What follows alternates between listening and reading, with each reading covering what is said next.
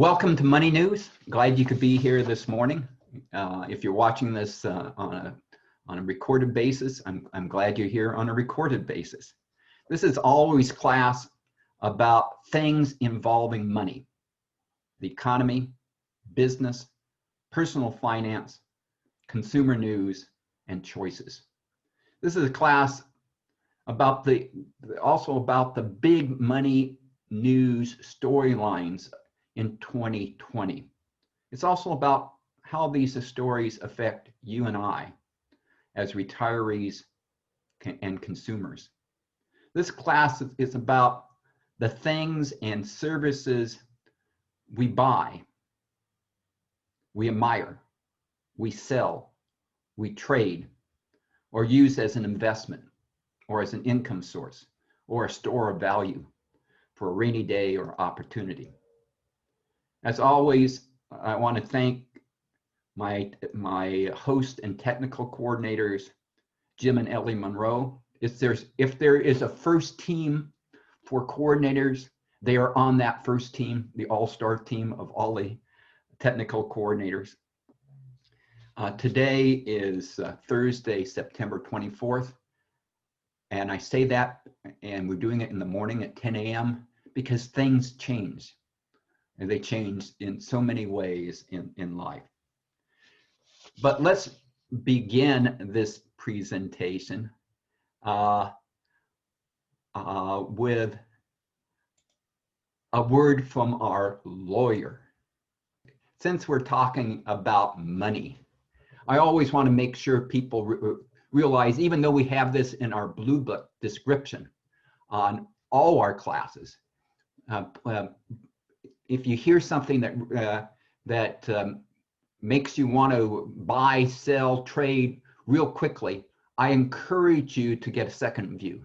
This is today is to promote our collective economic literacy, but it's not it's supposed to be determinative in what individual decisions you make. Please use a variety of advisors.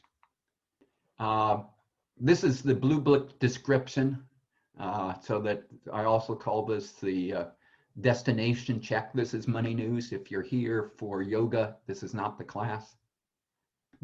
Before I became a governmental administrator for over 30 years in city government, I was a small business owner.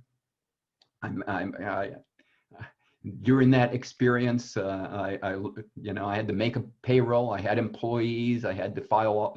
I had to get the business license. I had to market the business. Had to have experienced good times and bad times. Had capitalization issues at times, and had to surplus capital at other times.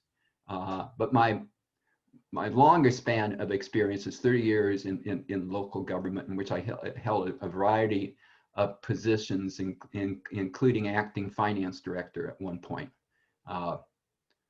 because my interest is in municipal management and municipal financial management. What is this class? This is a class about consumer choices, entertainment options that relate to money, new personal technologies to improve or frustrate our lives. It's about personal finance investments, and for us retirees, pension news. It's about housing and real estate, for many of us, our biggest investment, our nest egg. It's also about retail and general business news, because we live so much of our lives interacting with retailers, and we see the economy so much dependent upon the success of American businesses and the competition of international businesses. It's also about what drives our American economy, the micro and macro economic news affecting it. This is targeted to OLLI members and with a variety of economic interests and financial literacy. So please feel comfortable. Primary sources I use, I try not to make these things up. Wall Street Journal, New York Times, Bloomberg Business, The Economist are pretty much, I call my primary go-to sources for ideas for the class. But I have a variety of secondary sources, including the Boston College Center for Retirement Research. I've always found very, very good on private and public pensions and how senior adults are doing in retirement. Consumer Use and Kaiser Family Foundation for health news and analysis, Kiplinger, LA Times, Orange County Register, Washington Post. And I also look at some of the think tanks out there, including the American Enterprise Institute, which skews conservative, the Brookings Institution, which skews progressive liberal, and the Peterson Institute, that is one that looks at of international trade and barriers between nations. I also listen to a number of podcasts because I don't ever like to have silence, I guess, and that helps me prepare for the classes as well.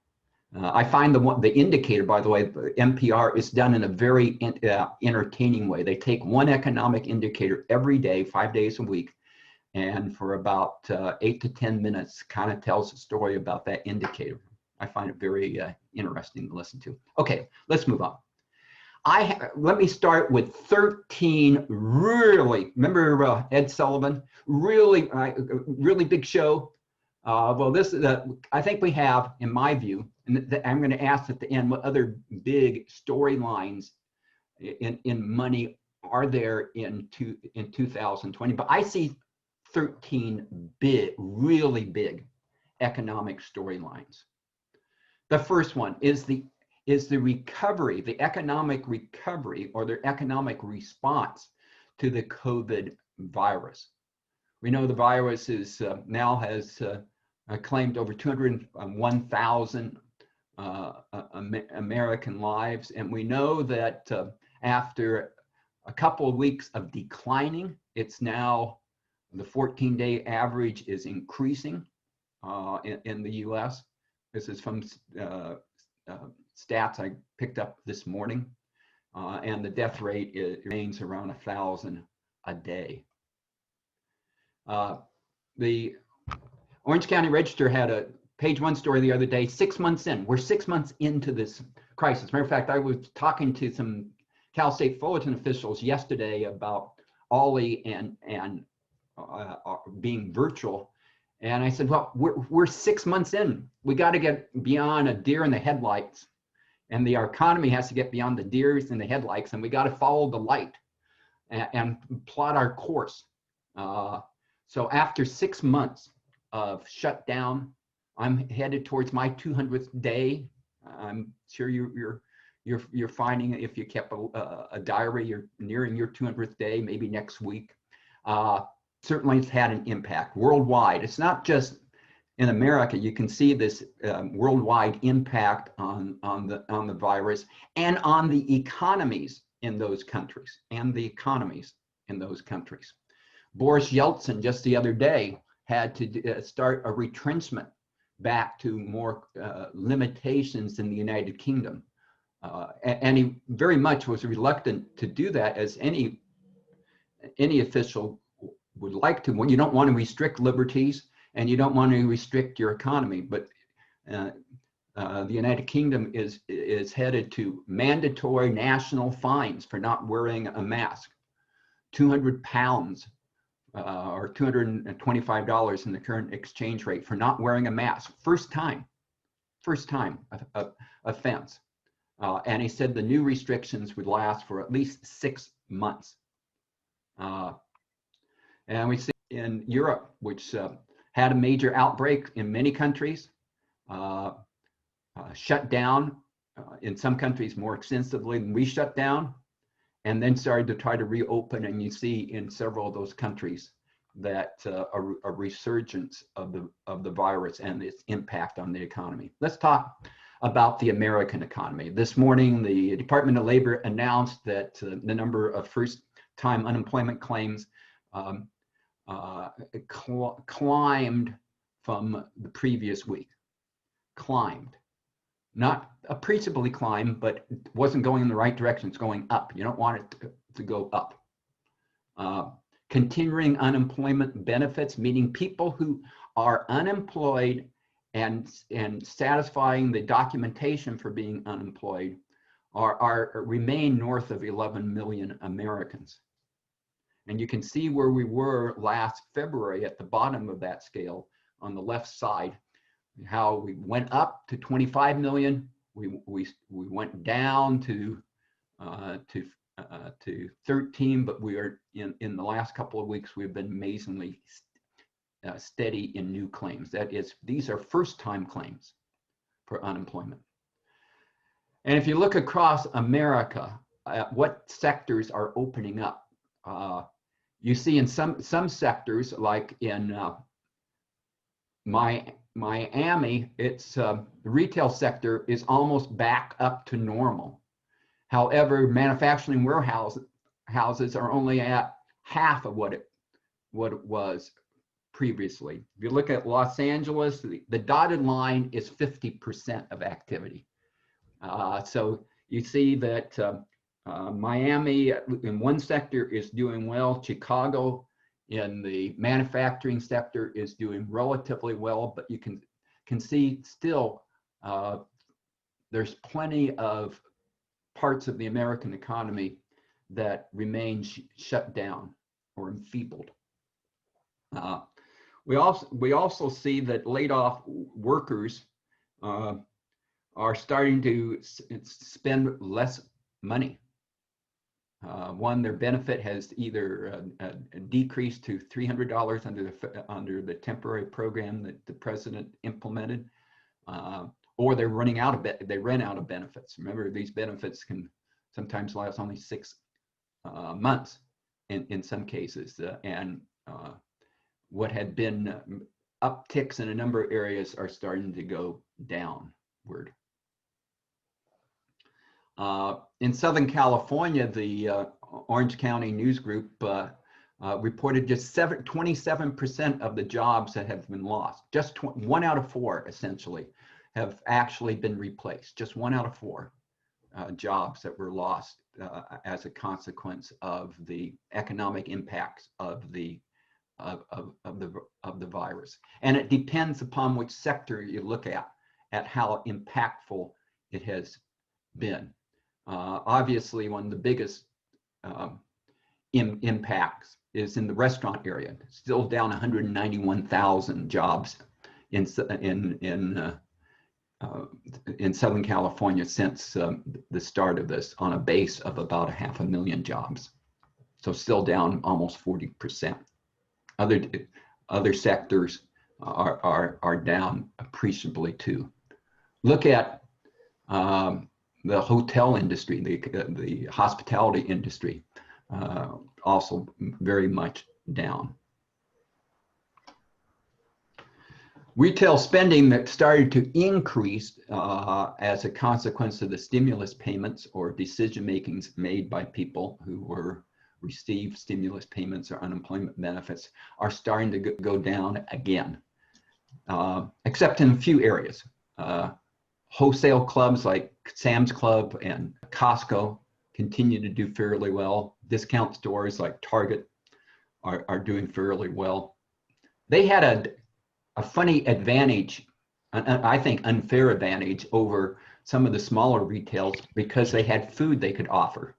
And while they had food, they also sold their general merchandise, so that you could buy general merchandise in a Target at the same time you couldn't buy that same general merchandise in a small retailer. I mean, these shutdowns do have disproportionate impact and sometimes not fair impact.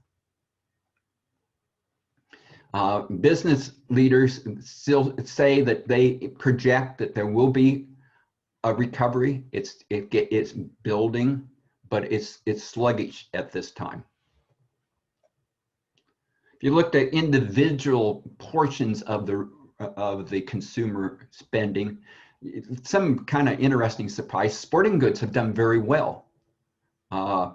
Electronics, not surprisingly, because the number of people either working at home or educating their children from home are doing well. Furniture hasn't done bad, considering we're closed down. Grocery is now below below what it was back in February.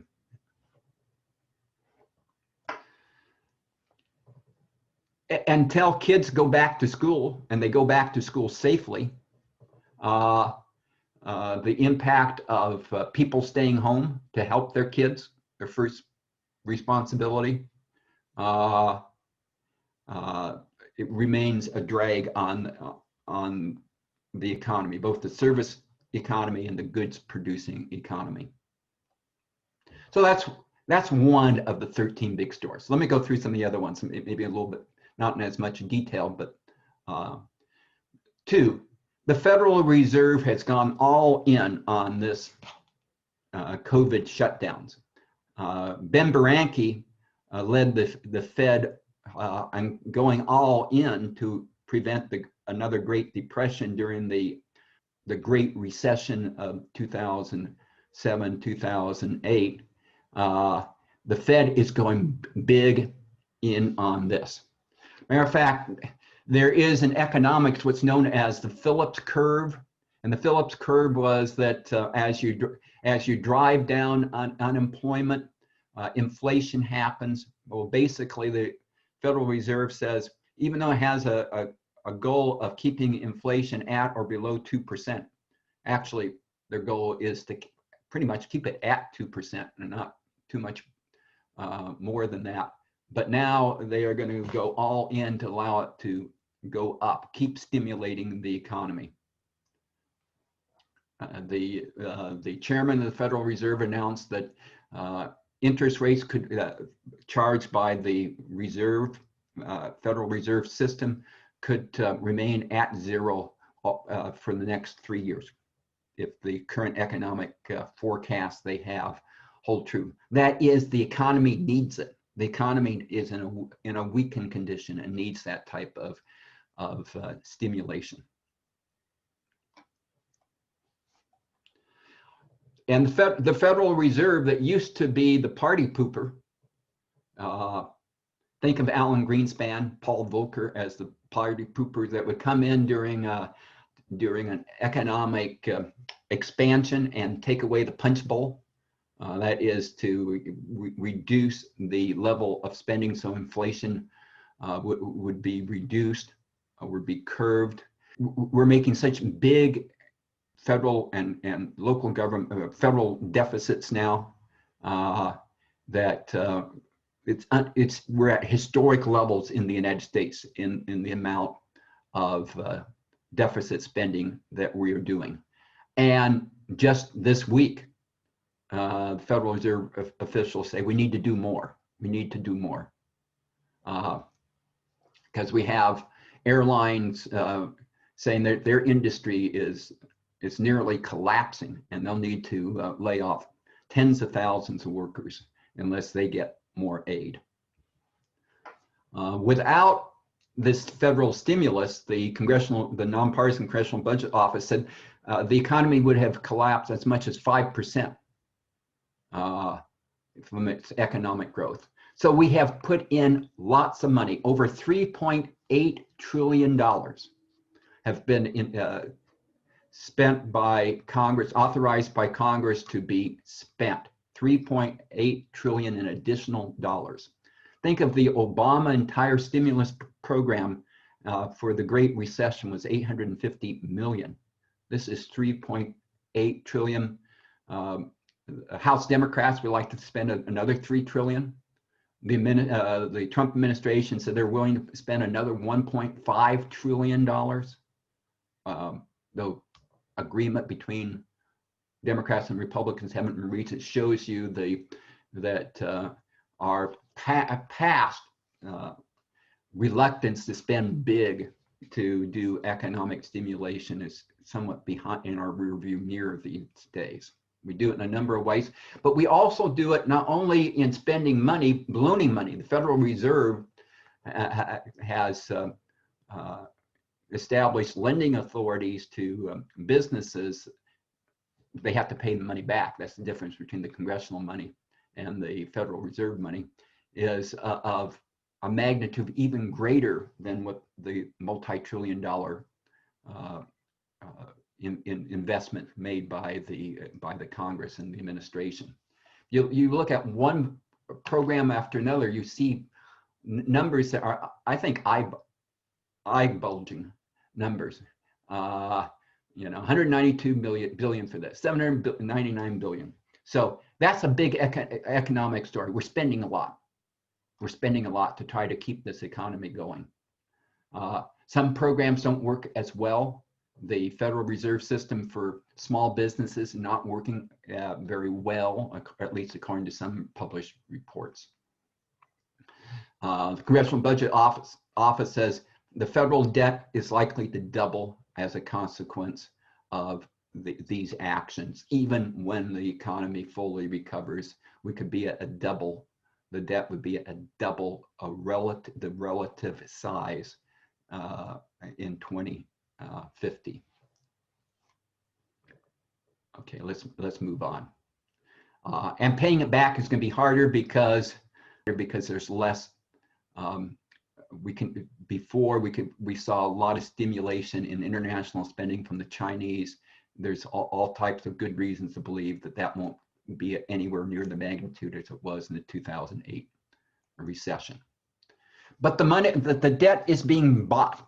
It's being bought by banks. It's being bought by foreign investors. It's being bought by domestic investors, being bought by probably your pension fund. That it's not like we're not borrowing. There's no one to lend us money. Lots of people are out there lending the U.S. money, and still the amount of money we put on the table is proportionate to our size. When you look at it proportionate to our economy, we're still not that big into it. We're between Finland and Netherlands and how much we've been investing in our economy. Let's move on. Third big story, and we kind of forget this, is we haven't solved the housing crisis here in California on affordability. Affordability has become even more distant for millions of Californians. I think that still is a big economic story in this year. And just recently, we had in the last month published reports how the average home value in Southern California, $600,000. Can you imagine that? 1988, it was $150,000, a 4 times increase. And we have over 11 million people unemployed.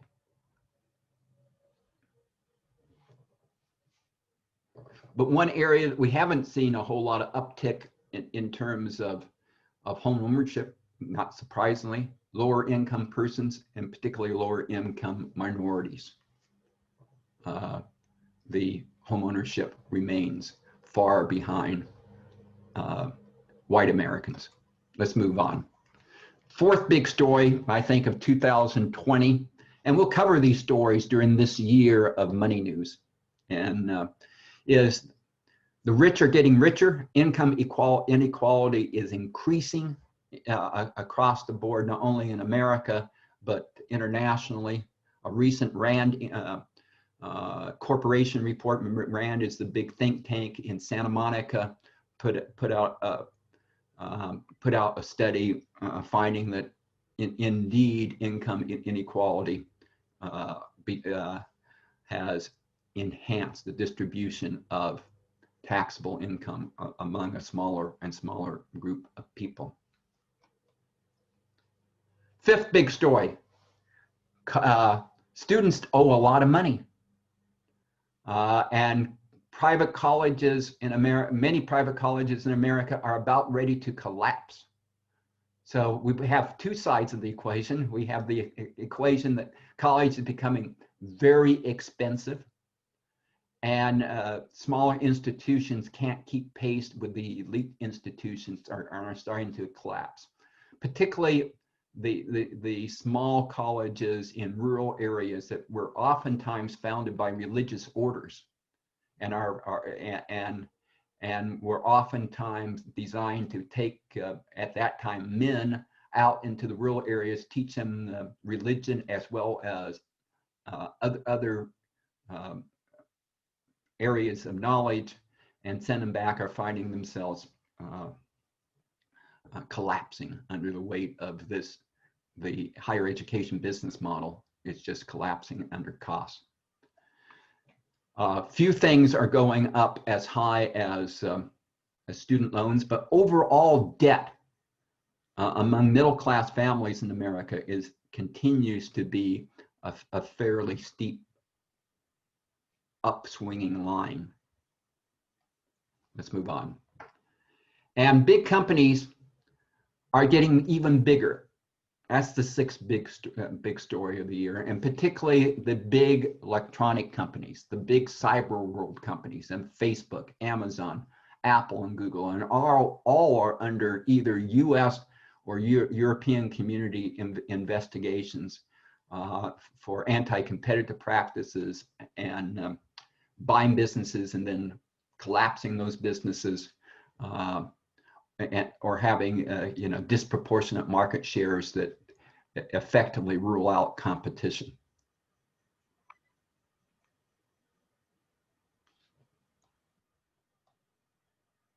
Seven is technology and lifestyle-driven economic change is certainly hitting the American retail and non-retail workplaces. Sears, Penny's, closures, the use of artificial intelligence, the use of robots are changing the business landscape.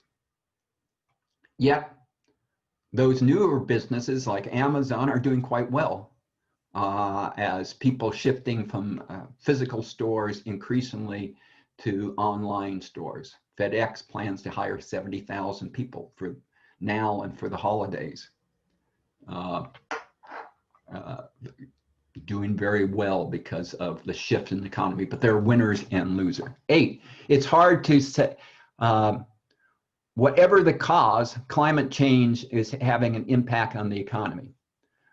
To climate, I don't want to say deniers, that may be too pejorative, but whether you agree with the large majority of scientists that believe in man impacted climate change, or you are among those who feel that the green economy may go too far, both are having consequences on the economy in fire and in other changes in the economy.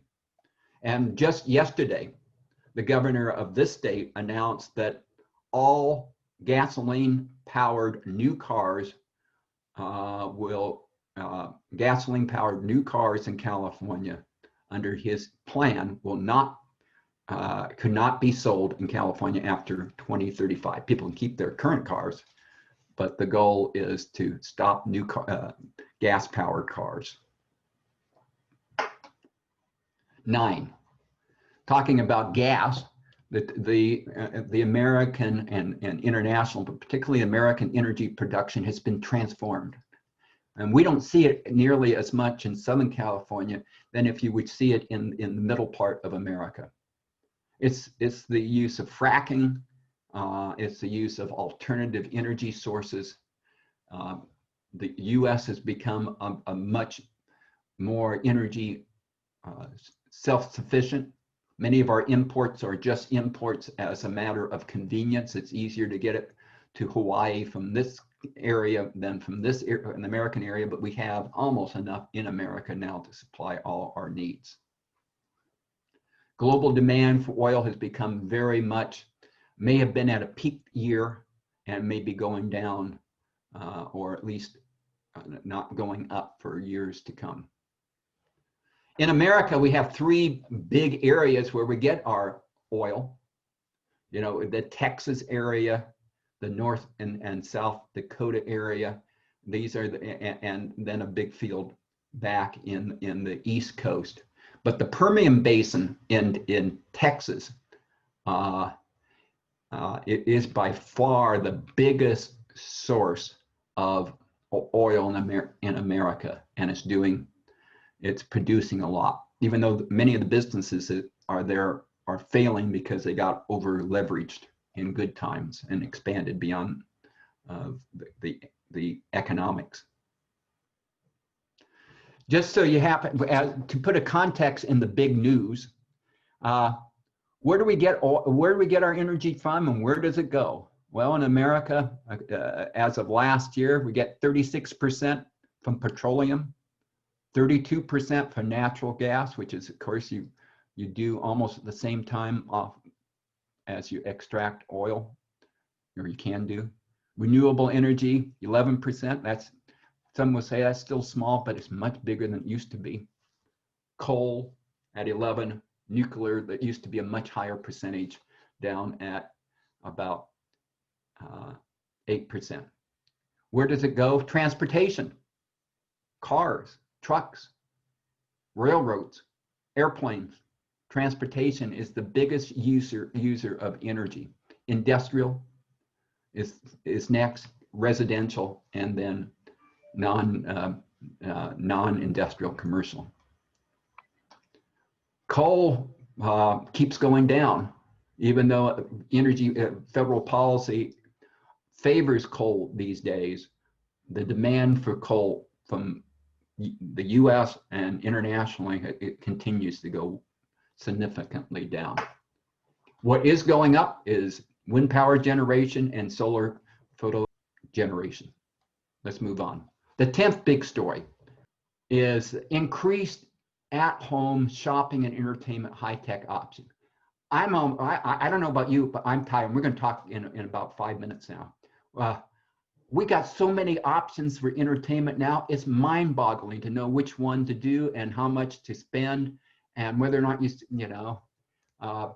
I felt I wasn't getting as many political ads that I used to get, but then I realized the other day it's because I'm watching Netflix. I'm watching Netflix. There's not political ads on Netflix. So I'm, half my viewing, or 3/4 of my viewing in the evening, is on Netflix. No wonder I haven't seen the political ads of this this political season. But Apple just announced last week a whole variety of packages of services, bundling in games and cloud storage and Apple TV and the music service and the fitness service, including workout videos as another package for the entertainment. So I think that's still a big news story. 11, healthcare. We haven't solved it. It's like housing. We kind of haven't seen it because we've been focused on one thing, on the virus and on the jobs. But in the past 4 years, a retrenchment in insurance coverage, failing hospitals. Hard to think that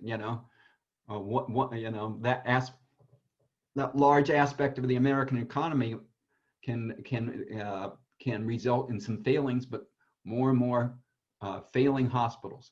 Higher cost for generics, as companies come in and buy generic companies and sometimes pay generic companies to price their products higher or not to develop in high quantities in America.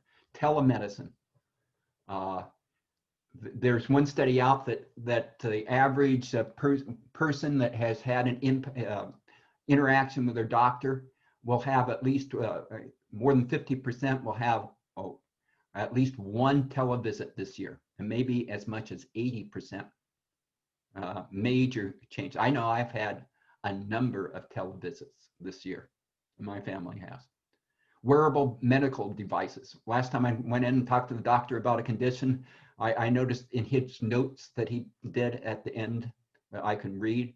He said, "Well, Mr. Stover's, smart watch indicated his heartbeat had this, and therefore I'm doing this." He said, "Based on my watch. My watch told him to do it." And of course, we remain to have the highest costs for medical services in the industrialized first world.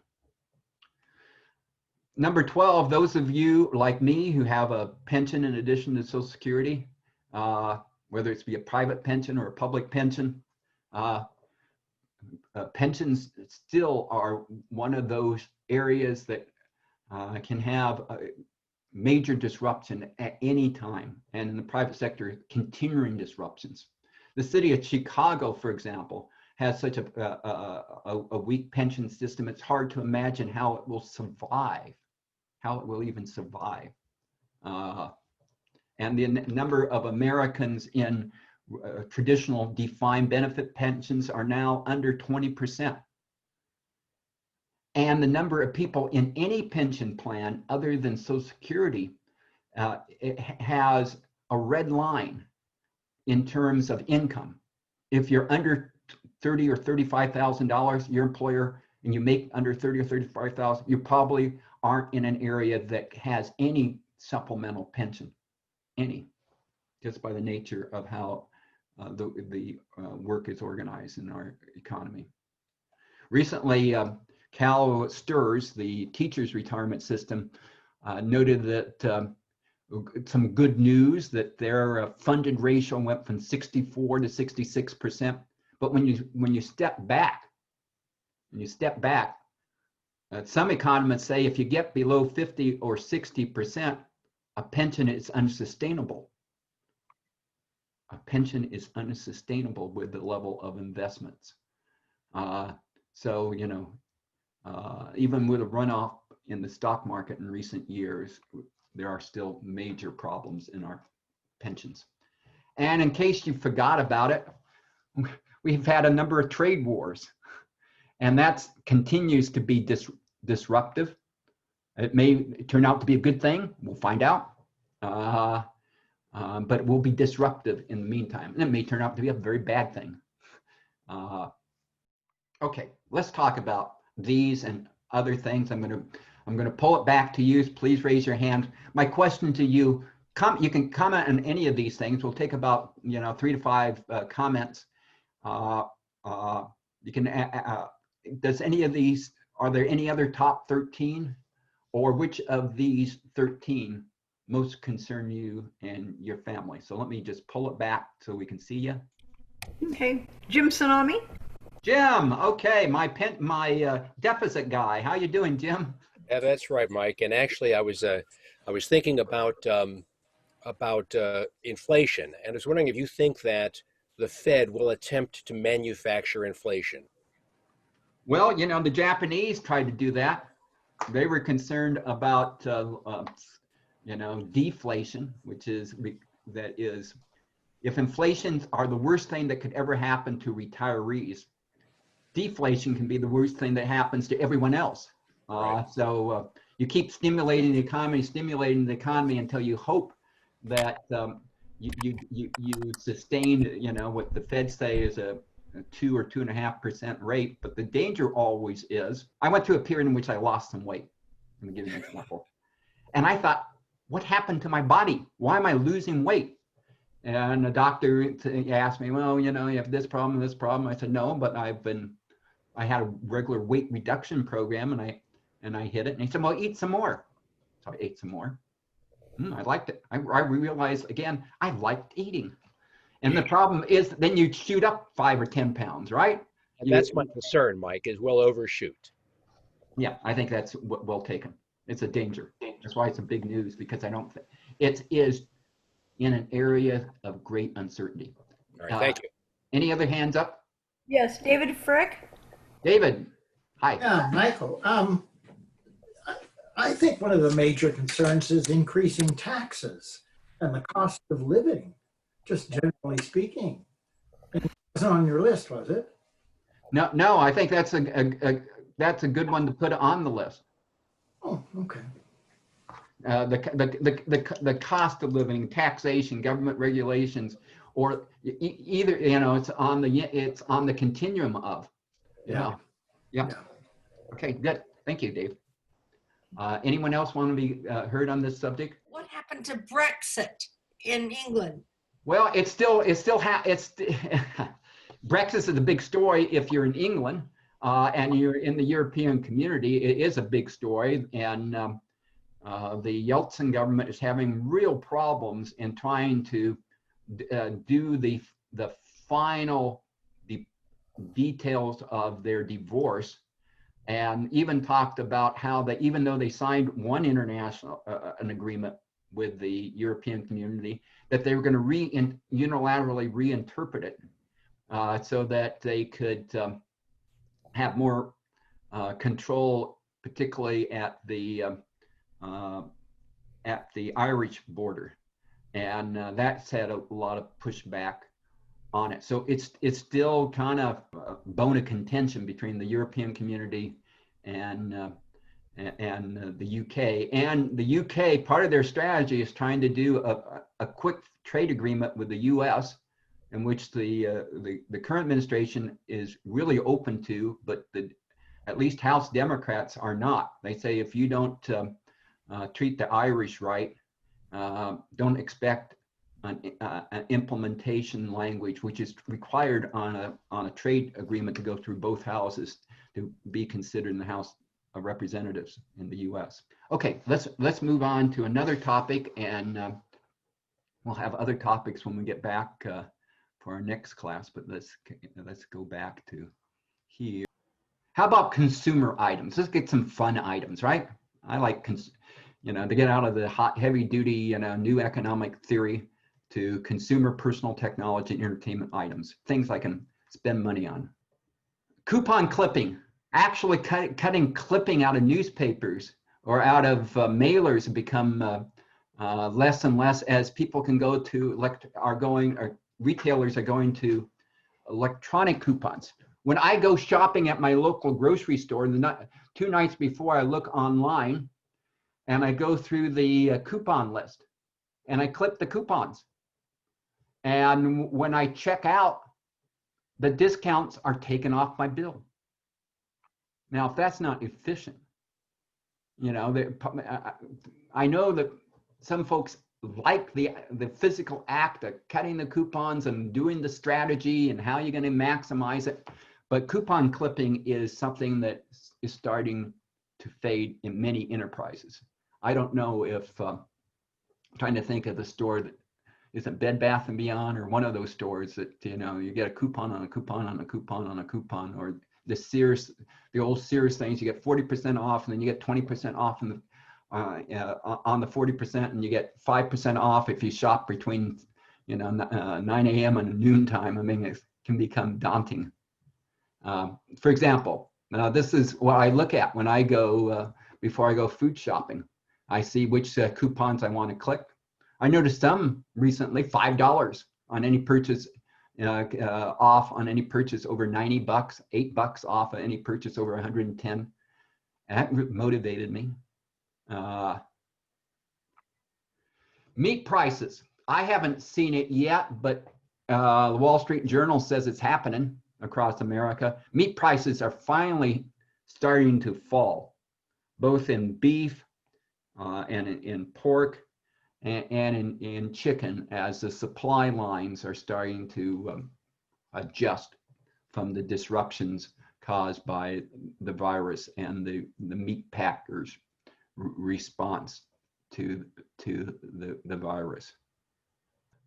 For the most part, you should find, if you do go on an airline trip, a friend recently contacted us and she just came back from New Hampshire, and she had the change fees for many of the airlines are being waived during this period. And this is one of the easiest times to make a reservation and change it. And that is pretty much driven by economic necessity, not because the airlines want to do it. Look at how much money they've gotten from baggage and change fees, and kind of like the master of the inn from Les Mis, this fee and that fee. But one company starts advertising it, and the other one has to match it. So I want to know, and this is a question for our discussion in a few minutes. Has anyone unlocked a good strategy on dealing with streaming services? There's so much to buy. It's like the first time I went into a candy shop, I think, and said, What candy do I get? How much can I eat? You know, what's my budget? You know, you got Netflix, you got Hulu, you got Disney, you got Amazon Prime Video, you got HBO Max. Except I can't get HBO. No, I can get HBO Max. I can't get the Peacock network on my television. Somehow on my Samsung television, I can't get the Peacock network. CBS All Access, which is changing its name to Paramount Network next year, still owned by CBS. Apple TV. There are so many different services. Many of them with the, you know, the free 90 days, or with Apple, you get a free year if you buy, you know, a major product. But that day comes and it won't be free, and you have to pay for it. So much stuff. I remember when cable TV came to the jurisdiction in which I was in local government, they had a senior citizen rate of $1.99 a month for basic cable. And now I understand the average cable bill for Americans are well in excess of $150 when you add in broadband and other services. And you have different variables, like how many profiles can you have? That is, how many different members of the family or people you say are members of the family will have their own profile, their own, you know, set of programs and favorites they can go in. And how many simultaneous concurrent streams can you have? That is, that you're pulling it down. Can I be pulling down a movie up here in my office as my wife is pulling down a TV show on Netflix downstairs? Yeah. Under our service, we get another 2, you know. Okay, should we invite 2 more people over to our house just to download our to get full advantage of our Netflix stream?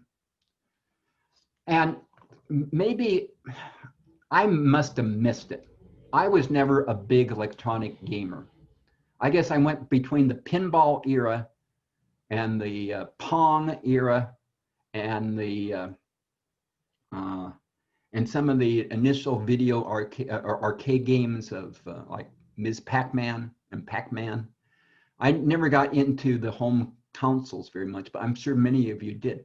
Can you imagine one of the biggest entertainment blockbuster of this year was a video game? That was produced like a movie with a budget of over $100 million. This is the Last of Us on PlayStation. Had a budget that was worthy of a major theatrical release. So the entertainment world is changing. Amazon last week announced that they were going to start offering podcasts, but you have to be in the Amazon Music ecosystem to enjoy it. I told you about Apple with a series of offerings that you can buy for your devices, your Apple TV, your iPhones, your iPads, probably your Apple Watches in some cases. Walmart is starting a membership service, started one.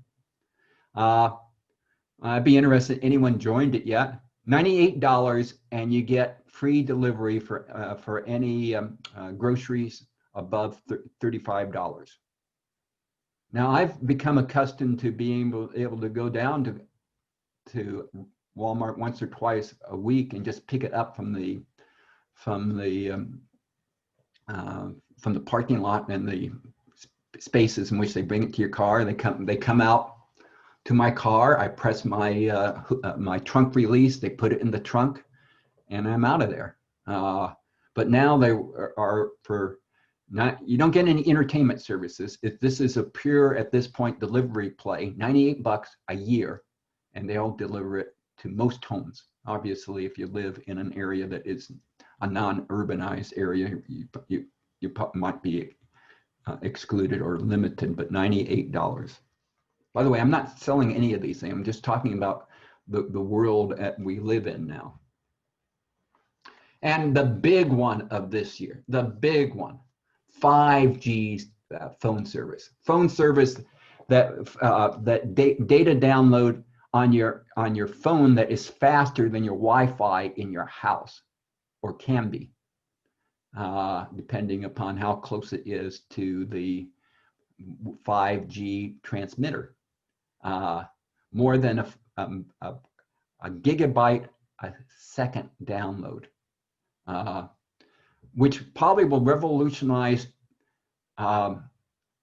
sensors as much as phones. That is, cars will be able to talk to each other as they go down traffic much faster now. I bought a car in the past year for 0% financing, by the way, in which, and so I bought it for 5 years at 0% financing. It's not the smartest car out there, but it has, it can steer for me. It can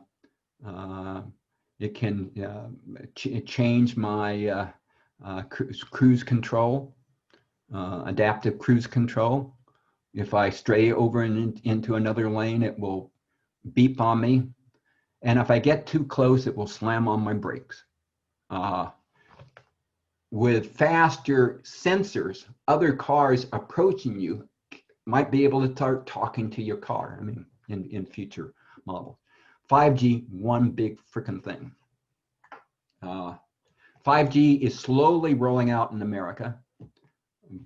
Billions of dollars are being paid by the major carriers to build their systems. They have different technologies, but most phones will have receivers and transmitters that can talk to the major ones. So you don't have to worry about that. Do you have a Verizon phone, or do you have a Sprint phone? It will be able to, or T-Mobile phone will be able to find out. This is just one ad by one company talking about how it's 15 times faster than the current fastest 4G speed. And there's a lot of technologies involved, none of which most of us have to get involved in. We need to know it's faster.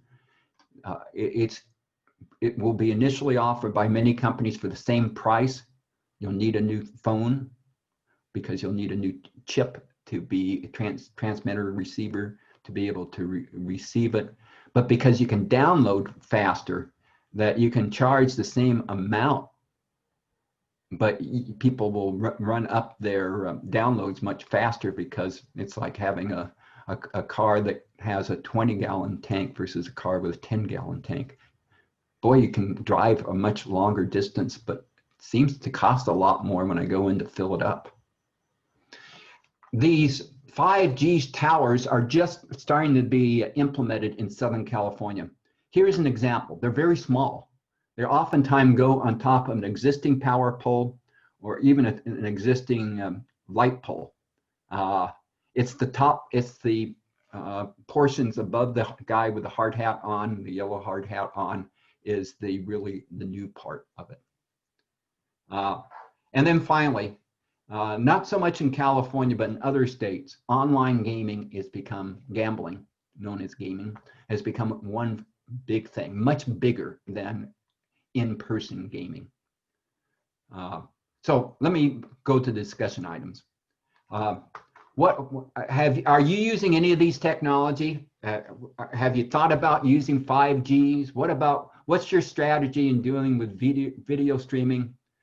Are you electronically clipping? How are you interfacing with it at all, if at all? Are you interfacing with all these new consumer choices? They're all going to cost you some money.